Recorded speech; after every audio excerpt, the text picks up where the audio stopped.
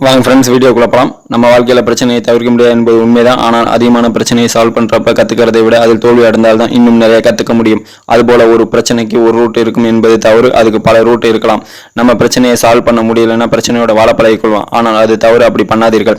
பிரச்சனைகள் எப்போ நல்லபடியா முடியும் என்று யாராலும் சொல்ல முடியாது. அந்த மாதிரி சூழ்நிலையில் தான் நாம் வாழ்ந்து கொண்டிருக்கோம். அது எப்படி வேணாலும் மாறலாம். பிரச்சனைகள் ஆயிரக்கணக்கில் வந்தாலும் இதுக்கு சரியான அப்ரோச் இருந்தால் கட்டாயமாக எந்த மாதிரி பிரச்சனைகளை நம்மால் சமாளிக்க முடியும் என்கிற விஷயத்தை நாட் கிரீன் எழுதிய ஸ்டாப் கெஸிங் புக்கிலிருந்து பார்க்க போகிறோம். முதல் பாயிண்ட், பிரச்சனையை கெஸ் பண்ணக்கூடாது. எந்த ஒரு ப்ராப்ளத்தையும் தீர்க்கணும்னா கெஸ் பண்ணக்கூடாது. ஏனெனில் பிரச்சனைகள் வித்தியாசமான டைப்பில் இருக்கும். நம்மளுடைய கெஸ் பண்ற தன்மை கடைசியாக ப்ராப்ளத்தை தீர்த்த முறையில் இருக்கும். ஒரு சில நேரத்தில் மட்டுமே அதிர்ஷ்டவசமாக பிரச்சனைகள் சால்வ் ஆகும். ஆனால் அதை மட்டும் நம்ப முடியாது, அது வேலைக்கும் ஆகாது. ரெண்டாவது பாயிண்ட், பிரச்சனை தூரத்திலிருந்து பார்க்காதே, அதாவது மோந்து பார்க்காதே. எந்த பிரச்சனையை உணரணும்னா அந்த இடத்தில் சென்று அதை கண்ணில் பார்த்து அதை உணர முயற்சி பண்ணணும். அதை விட்டுட்டு நாம் தூரத்தில் இருந்து பார்த்து கொண்டே இப்படி சால்வ் பண்ணலாம் அப்படி சால்வ் பண்ணலாம் என்று சொல்லிக் கொண்டே இருக்கக்கூடாது. பிரச்சனைகளை இறங்கி பார்த்தால்தான் அதில் உள்ள 1008 கேள்விகள் ஒரு கேள்வியாவது அந்த பிரச்சனையை தீர்க்கிற மாதிரி இருக்கும். அந்த கேள்விக்கு பதில் கொடுத்தீர்கள் என்றால் அந்த பிரச்சனையை தீர்க்க உங்களுக்கு ஒரு வழி கிடைத்து விட்டது என்று அர்த்தம். மூணாவது பாயிண்ட், பிரச்சனை தீர்க்க முடியாது என்று ஒத்துக்கொள்ள வேண்டும். அதாவது பிரச்சனை தீர்க்க முடியாது என்று மற்றவர்களும் ஒத்துக்கொள்ள வேண்டும். அதை விடுத்து மற்றவர்களும் பந்தாவாக என்னால் பிரச்சனையை தீர்க்க முடியும் என்று தெரியாமல் இறங்கினால் அது ரொம்ப பெருசாக மாறிவிடும். நீங்கள் உங்களுக்கு பிரச்சனையை தீர்க்க முடியாது என்று ஒத்துக்கொண்டால் மட்டும்தான் உங்கள் தகுதியை வளர்த்துக் கொள்வீர்கள் என்று அர்த்தம். எனவே சாதாரண பிரச்சனை என்றால் அதை நாம் ஈஸியாக சால்வ் பண்ணலாம். ஆனால் மிகப்பெரிய பிரச்சனை என்றால் நம்மால் முடியாது என்று ஒத்துக்கொள்ள வேண்டும். அப்பதான் பிரச்சனையை தீர்க்க ஒரு வழி கிடைக்கும். நாலாவது பாயிண்ட், நீங்கள் சால்வ் பண்ண போகும் பிரச்சனையை உங்களுக்கு தெரிந்திருக்க வேண்டும். அதாவது நீங்கள் இறங்கி வேலை செய்ய வேண்டும். உங்கள் சிஸ்டம்ல கோளாறு இருக்கா, நம்ம இப்போ செய்கிற ப்ராசஸ்ல கோளாறு இருக்கா என்று பார்த்தால் தான் புரியும். அப்போதான் நம்ம ப்ராப்ளத்தை டிஃபெண்டே பண்ண முடியும்.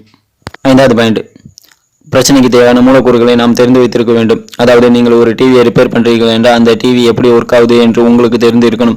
அது தெரியாமல் அந்த டிவியை ரிப்பேர் பண்ண முடியாது. அதுபோலதான் பிரச்சனைகளில் உள்ள ஃபண்டமெண்டல்ஸை கரெக்டாக தெரிந்து வைத்துக் கொள்ளுங்கள். அந்த பிரச்சனைகளை சால்வ் பண்ண முடியாமல் தடுக்கிறது எது என்று பாருங்கள்.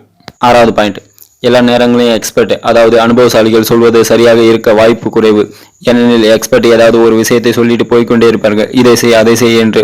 ஆனால் எக்ஸ்பர்ட் உண்மையிலே அந்த பிரச்சனையை பார்த்துட்டு சொல்லியிருக்க மாட்டார்கள். நீங்கள் சொல்வதற்கு அவர்கள் பதில் சொல்வார்கள். அதனால் நீங்கள் என்ன செய்ய வேண்டும் என்றால் அந்த எக்ஸ்பர்ட்டை பிரச்சனையை பார்க்க வைக்கணும். அவங்க கூட நீங்களும் சேர்ந்து ஒர்க் பண்ணணும். அப்போதான் ப்ராப்ளத்தை சால்வ் பண்ண முடியும். ஏழாவது பாயிண்ட், எவ்வளவு பெரிய பிரச்சனை என்றாலும் அதன் ரூட் கேஸ், அதாவது அடிப்படை காரணம் சிறியதாக இருக்கும். அதாவது ஒரு பிரச்சனை என்றால் அதன் அடிப்படை காரணம் சிறியதாக இருக்கும்.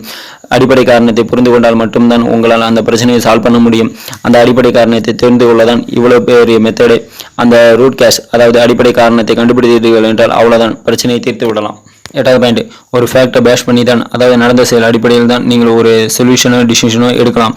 இதை விடுத்து இன்னொருத்தர் சொன்னாரு என்று முடிவெடுக்க கூடாது. ஏனெனில் அவங்க யோசனை வேற மாதிரி இருக்கலாம், அவங்க ஒப்பீனியனும் வேற மாதிரி இருக்கலாம். உண்மையிலே அங்க என்ன சொல்யூஷன் இருக்கு என்று பார்த்துட்டு முடிவெடுங்கள். ப்ராப்ளம் சால்வ் ஆக வாய்ப்பு இருக்கும். 9வது பாயிண்ட், எந்த ஒரு பிரச்சனையும் சால்வ் பண்ண முடிவு எடுத்தால் அதன் கூட தான் இருக்கணும். அதை விடுத்து 5 நாட்கள் 6 நாட்கள் அப்புறம் பார்த்துக்கலாம், இந்த ப்ராப்ளம் சால்வ் ஆகாது என்று நினைத்தால் யாராலையும் இந்த பிரச்சனையை சால்வ் பண்ண முடியாது. பிரச்சனை என்றால் முடித்தே தீர்வேன் என்று டார்கெட்டாக இறங்கி வேலை செய்யணும். அப்பதான் பிரச்சனையை முடிக்க முடியும். அப்பதான் விடிவு காலமும் பிறக்கும். எந்த பிரச்சனையும் ஒரே கண்ணோட்டத்தில் பார்க்காதீர்கள்.